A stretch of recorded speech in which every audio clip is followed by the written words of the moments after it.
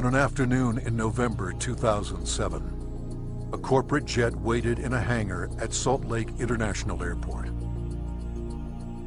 Its 4 passengers, scientists and executives from a global pharmaceutical company, were locked in negotiations with 3 men in a nearby building. They started getting on the phone about noon back east, and they kept doing that, and about 2 o'clock they walked in the room and said, okay, we're convinced you've got something here, and it's significant enough that we will write you a check big enough that you won't want to talk to anybody else. We said, we'll call you tomorrow. And we immediately adjourned into our conference room again to discuss the offer that they put on the table. How these men came together and the decision they made that day is the story of ASEA's genesis.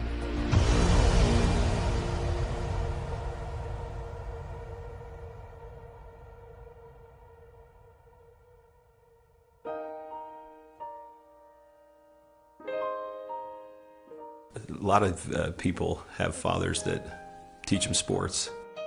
My father happened to be a great strategist, and from a very young age I recall having discussions with him about what he was doing. At the time he was running fairly large companies, and I can remember driving in the car with him and him talking to me about strategy, about what is strategy and how to think differently about a company. Vertus Norton was well qualified to teach his son. At the time, he was sales planning manager of the billion-dollar beverage division of General Foods Corporation in New York, with responsibility for iconic products like Kool-Aid, Country Time, and others. In 1985, he was recruited by Dart and Kraft and eventually became the head of Hobart Corporation US near Cincinnati, Ohio. 5 years later, he rejoined Kraft General Foods in Chicago as vice president of the Channel Group, managing a billion-dollar pilot business unit that led to the eventual integration of General Foods, Oscar Mayer, and Kraft Foods. Based on his track record, Vertus was asked to help re-engineer the company to increase efficiency in relation to an industry-wide initiative called Efficient Consumer Response. In the subsequent 3 years, Kraft's ECR, or efficiency rating, moved from 10th to 1st place. I've known Vertus for over 25 years, and it was apparent to me immediately that here was a very special man. A man that had wonderful ethics, great business strategies, enthusiasm. There was no question that this man was going to be a huge success, and he is a success. Vertus retired from Kraft at age 57 and moved to Park City, Utah. We thought he would take retirement seriously. He did not. Shortly after doing some service for our church, he was asked to run a biotech company. He had a lab in Southern California, 5 PhDs reporting to him, a series of master's or graduate students as well, all doing work for him there. And he ran that for 4 years, and we thought he was done. But Vertus Norton was not done. Through his son Tyler, Vertus was introduced to another biotech company and invited to become a member of their board. I recall coming to the house one afternoon only to find books strewn about his desk, chemistry and biology books, and I said, now what in the world are you doing now? And he proceeded to tell me that he had been invited to sit on the board of this company that had an incredible technology. And I do recall him saying, but they don't know exactly what they have. And that's an invitation to my dad. He's going to figure it out. He's a puzzler. I was intrigued until they told me it was made from salt water. And I told them this doesn't sound right, and you're going to have to convince me it's real. They said, well, we can do that. They said, we have a lot of research, and we'll give you some of the best research. You can look at it. And after running a lab and having my association with these people for 4 years, I knew what to look for. And I went through the science, and it was good, defensible science. Then they gave me a list of people to call, and I was calling Harvard, UCLA, University of Washington, University of Indiana, major labs across the United States, and everyone I talked to raved about the product, the way the company was intending for it to be used, And also they raved about the fact that you could drink this product and get a benefit from it. At the time, the product could only be produced in limited quantities through small devices. Highly unstable, it had to be used within minutes of production. But seeing the strength of the product, Virtus agreed to join the board of directors. As soon as I did that, they said, we're going to give you one of these devices to put in your house. We'd like you to become familiar with it.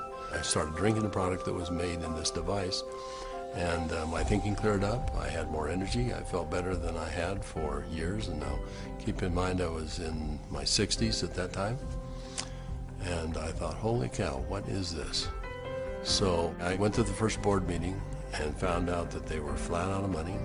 They were $1 million in debt. We said, let's see if we can help them find money. We tried for about 90 days, could not. Eventually the company folded, and they actually merged it with another company, an energy company. And when that happened, that company started selling off assets. Meanwhile, a family in New Hampshire was embarking on a major change. Jim Pack had been a highly successful consultant in the telecommunications industry. His son, Joe, had secured a position on the United States ski team.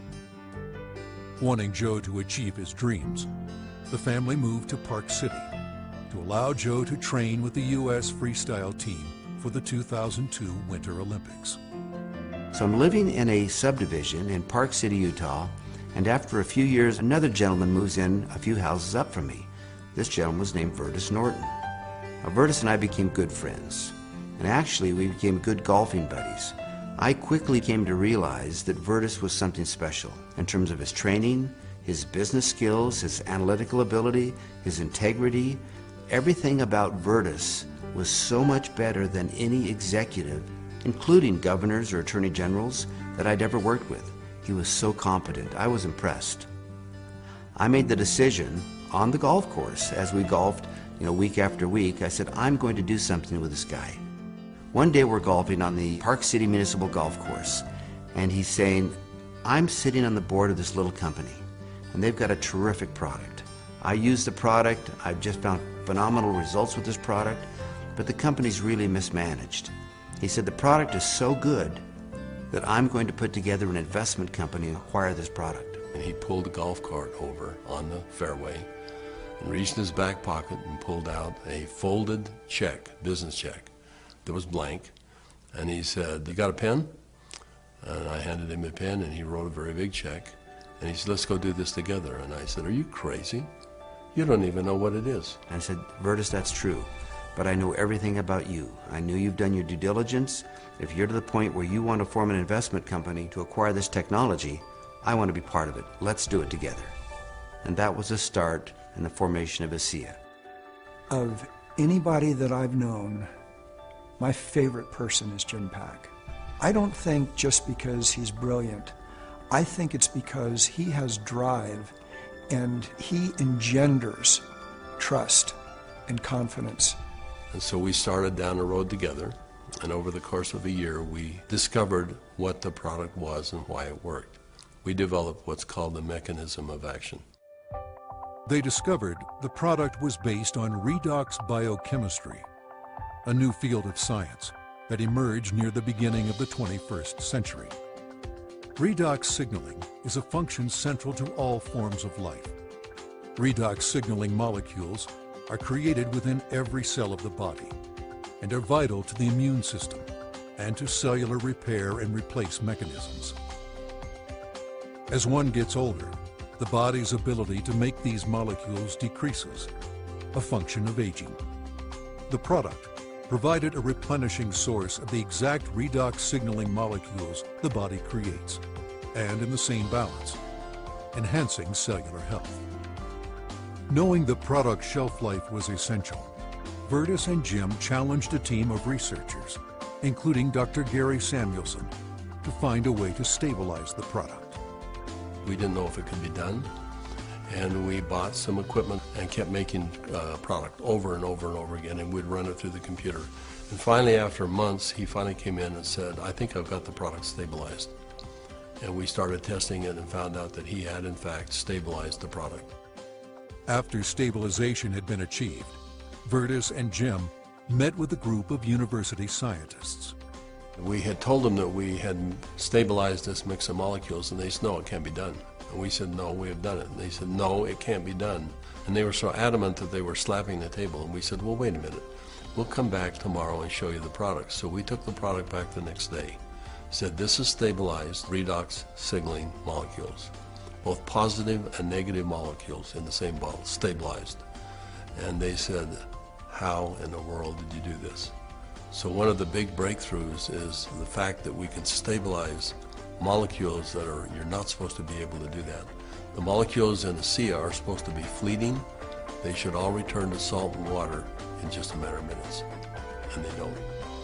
Meanwhile, Vertus's son Tyler had arrived at the pinnacle of his career in the financial services business. His father took occasion to explain to him the technology he and Jim Pack had acquired. He said to me, this is the product. He reminded me it was made from salt and water, and I was very concerned. At church the following Sunday, I was discussing some of the challenges of some of the members of our congregation, and I had a neighbor friend that we discussed the majority of that meeting, who, despite seeing a number of professionals and trying to solve a challenge that he had a significant issue, they were just not able to really help and find a solution for him. And it was then that this product popped into my mind. I wondered and asked, despite my doubts, could this help? Could this make a difference for him? I called Dad, and he said, of course it will help. Now, I didn't have that conviction at the time. He did, and he was willing to get some of that product. We got that product to my neighbor. And from that point forward, I felt confident that I had done my part. And given that I was still doubtful and even fearful, I kind of washed my hands from it. I think it was 3 months later when I received a phone call from the leader of our church. And he said, are you sitting down? And I said, don't start a call like that. What's wrong? And he said, this is good news. Are you sitting down? He proceeded then to tell me that he had just received some very good news, that my neighbor, whom we had given this product to months earlier, had received word that he was in fact improving and had improved a great deal. Of course, the question going through my mind was, well, did he drink this stuff? And that was what my church leader told me. He says, that's why I'm calling. He drank all of it, and he's confident that it's had a huge effect on his situation. I called my neighbor, and I needed for him to tell me what he had experienced. And he was quiet for a minute, as I recall, and said, do you have any idea what I think this has done for me and for my family? He began to tell me things that I've now heard multiple times over from people across all of North America, and how this product helped him and made a difference for his family. Frankly, this was a problem for me. This became a problem for me. It was my first indication that this could be real, this could be meaningful. By this point, Jim and my father had made a significant commitment to this product. They were moving forward. And I started to question kind of what I was doing, and feeling a need to get this product out to the world, watching the impact it was having. And I ultimately resigned in May of 2010 from a significant job, the job I'd spent the better part of 17 years getting to. And it was born of this sense and feeling that this product needed to be given to the world. I've known Tyler Norton for now over 20 years. He is a person who demonstrates integrity in all aspects of his business. He is able to motivate people to do things that are even beyond what they think they can do. You know, this came full circle for me about a few months ago. I happened to be out walking, and I looked ahead and saw a family coming towards me on the street. And as they got closer, I realized it was my neighbor that had been benefited by ASEA. And I happened to be on the phone, and so we weren't able to talk. I kind of waved as we acknowledged each other, and he reached in his back pocket and pulled out a sport pouch of ASEA, and then kind of subtly bumped his heart. And we didn't say anything, but I understood completely. It brought home the whole purpose of what we're doing. Now that the product was stabilized, Vertus and Jim began studying distribution models, retail, direct sales, internet, and network marketing. But first, they had a question. We actually wondered if people would drink a product that didn't taste very good, even if there was a perceived health benefit. And we said, let's find out. So we decided to find 40 people and create kind of a focus group, and we started giving it to them. We did that for about 2 months, and we said, let's go out and find out where we are with these 40 people. So when we went out and contacted them, we found out that the 40 people had turned into 135, and the product had been shipped to 20 different countries without our knowing it. And we said, well, we've got the answer we wanted. People will, I think, buy this product. When they determine that there is a perceived health benefit, they'll buy it. But in the meantime, we had contacted a friend, someone that Jim Pack knew and we had played golf with. And he was running a very big pharmaceutical company in New Jersey, about $10, $11 billion. And he finally agreed to send a group of people out and spend some time with us and see what we had come up with. So 4 people flew out on a plane, and we met in the conference room we had on the west side of the city for the better part of a day. We spread all of the research that we had out on a table. And these gentlemen asked all the right questions. They thoroughly went through all of the science that we had, and as they do that, they'd call back to their headquarters and ask questions. About 2 o'clock in the afternoon, they came to us, and they said, we think you've got something really special here.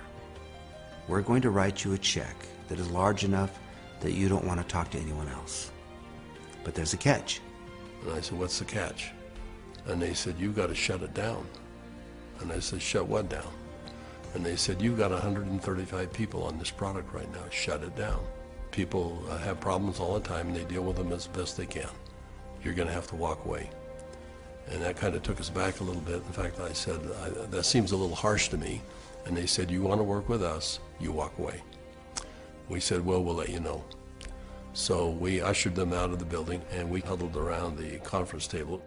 We came to realize that this had changed for us from a business play to something very important. This was a cause. This was a responsibility. We'd seen too many people helped by this product. We realized that the only option before us was network marketing. And in that conference room on that day, we made that decision to form a network marketing company. ASEA LLC opened its doors for business in July 2009 with just a handful of independent associates. Today, there are tens of thousands, and their ranks are growing exponentially every month. In 2012, the company announced its entry into Europe, the first of many international steps to come.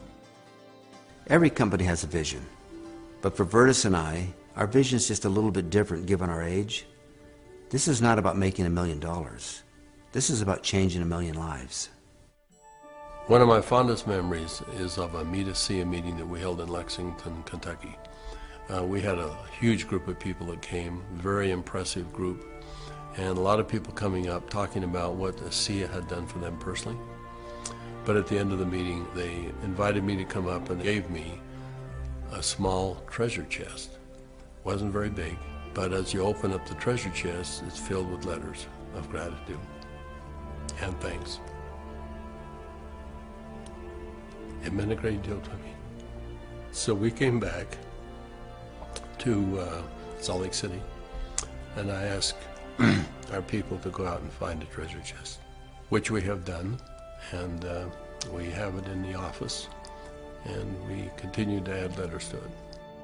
I have the privilege of going around the country and talking to people about this product.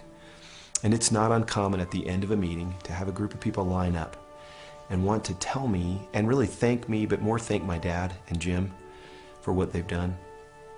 And as they tell their stories and I get a chance to look into their eyes and sense their sincerity and the realness of what this has done for them, more than once I've had to step out of the room and find a corner in a hotel somewhere where I could compose myself and get myself in order after hearing how sincere and thankful they are for this product. You know, we started off looking at this as a business opportunity, and as we progressed, it became more of a sense of purpose, but it's much more than that. We're creating a culture here. We're creating a family. I believe that the heart and soul of this company is represented in our associates. Our associates becoming is as important to us as them making an income. I don't believe you build checks. I believe you build people. And perhaps one of the greatest blessings of my time here at ASEA is embodied in these marvelous, enriching relationships with wonderful people. People that are desirous to improve their lives, share something meaningful with others, make a difference in the world, and become more.